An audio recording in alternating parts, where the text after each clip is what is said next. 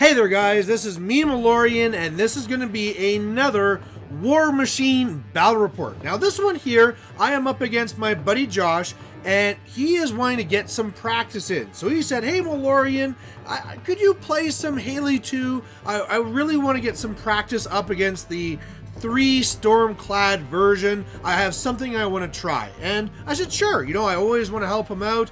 He's a team captain for one of the teams for Team Canada, and as well he's wanting to prepare and go to lock and load. So whenever I can, and whenever people in my group want to practice different matchups, sure, why not, right? It's going to be a learning experience for both of us. So I went through and I researched the normal version that has 3 Stormclads, and the jacks can be moved around between the different juniors and stuff like that, but pretty much has like the 3 Stormclads, a Defender, a Firefly, and a Charger. And to me, I don't like taking that many Stormclads if I don't have a Storm Knight there to be giving it free focus. It seems like I'm overpaying. So this list here is the way I would run it, where it does have 1 Stormclad, but otherwise a whole bunch of Ironclads. Now, sorry that not everything is painted yet. I'm just having to, I'm just trying to try this out, but actually the 2 Ironclads, the old ones on the right, those are my buddy Jack's, so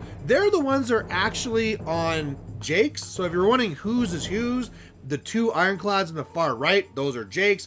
But yeah, this is a lot of heavies, and even when Josh saw it, he's like, wow, that's something different. That's a lot of heavies. So maybe, maybe there's some validity to this build here. Now, it's the first time I'm trying this, and so I might make some mistakes, but really the way this force works is very straightforward.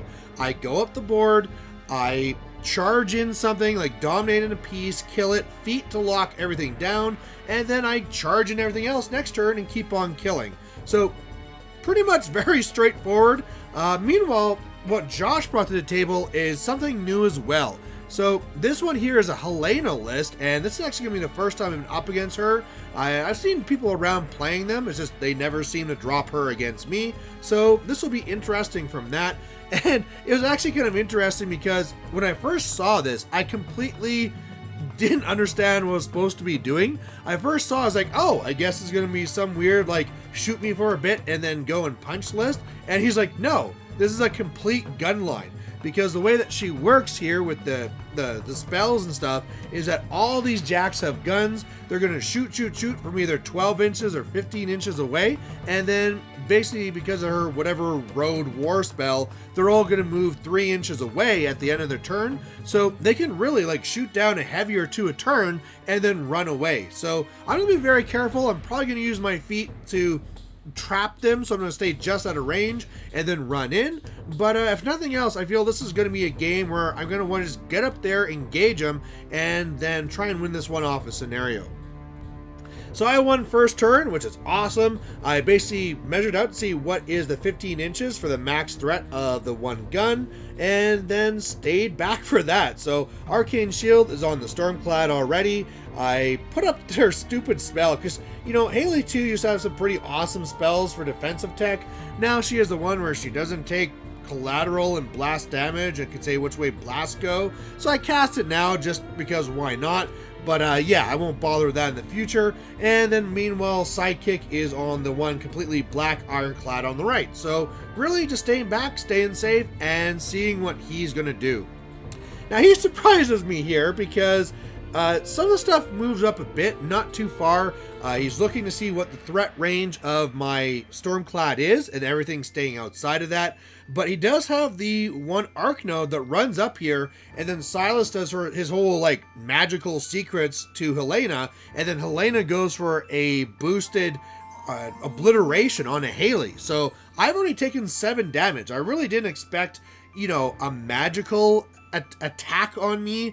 I really thought it'd be something more of, these jacks are going to try and shoot me. So the fact that I've been hit by this obliteration and I'm almost half dead already really changes things. So luckily on my turn, I can lock down a lot of the things and be more safe, but I have to make some tough choices here.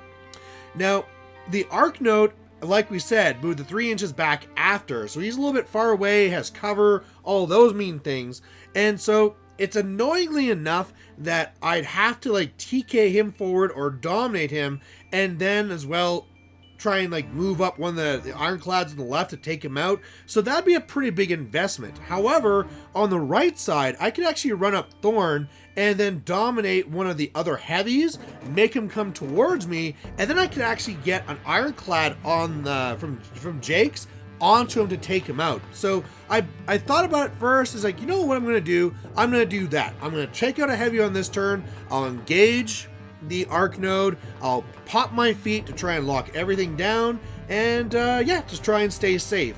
Now, talking about staying safe, I got this wonderful hill on the right. So Jake's is going to go there now, and I'm going to need to get up there this turn with Haley just to kind of like get everything in range of the feet. But after this, I am going to that hill, or not hill, forest rather, and I'm going to stay out of line of sight of everything for the rest of the game. So that's really what I do. I run up there with Thorn. I am going to be doing a TK because I need to do that to get the one ironclad closer, the black one. Otherwise, then I'm also going to dominate and make the Jack come towards me, the heavy. I also have to go and TK one of the ironclads on the left further up so I can at least run up and engage that one arc node. And yeah, I feet. So that's pretty simple. Otherwise, I do a little bit of shooting from the charger into that one heavy I dominated. Then I send up the one ironclad. It charges in and it's able to kill the heavy. So that's great. You know, he's down a heavy already. Jake's is safe behind the forest. His arc node is, you know, stuck there. Everything else is feeded on. So I'm feeling really, really good. You know, I'm getting up on attrition. Haley's camping one, so if he goes for an obliteration again, I can kind of survive. And then after that, run away for safety. Well, unfortunately, I forgot about something, because as soon as I passed over the clock, I was like, oh, those arc nodes, they just kind of like go away, and whatever it's called, they get the free 2-inch move. And he's like, yeah. So basically, the arc node just dances away from me, and he had to measure it pretty carefully because the storm cloud was in a very annoying position. But he's able to find this great spot, so he's within 10 of Haley, and then he just goes for that super obliteration again, right? Odds are, you know, that if he gets dice like last time, I'll survive. But yeah, bam, like what's the dice for it? It's hard to do the math because he gets an extra dice, drop the lowest, and it's a dice +1, but then I can -5 damage off of it. So I don't know what the math is there, but yeah, that all goes through and Haley dies, and there you go. This game is lost. And one of the things I really want to show about this game is, I know some of you are looking at this and saying, well, Malorian, why'd you make this a battle report? You got models not painted, and you just died like a chump. And you know, sometimes I get told that I only post battle reports that I win rather. And so here's definitely one where I lose, but I want to actually showcase this loss because it really showcases how I completely misinterpreted what the threats were against me. I really thought, like you said, this is a gun line, I'm gonna get shot, and in the end, I was magical assassinated, and I just did not think that was gonna be a worry whatsoever. Now, the nice thing is that when I was talking to Josh after the game, he's like, just so you know, like, this is a list he kind of designed to beat Haley2, because he needs an answer to beat out Signar, and what he tries to do is exactly what he does here. Tries to go for the magical assassination against the weaker casters, and then otherwise he can then really shoot down the other jacks. Because I mean, even if Haley2 was further away and safer, what he could have done is then just try and shoot down both Thorn and the Stormclad and start trying to just get that attrition going the other way. And especially then, once I lose Thorn, I can't really dominate things anymore without putting myself in some real danger. But yeah, it was at least good to know that this list was designed to kill me.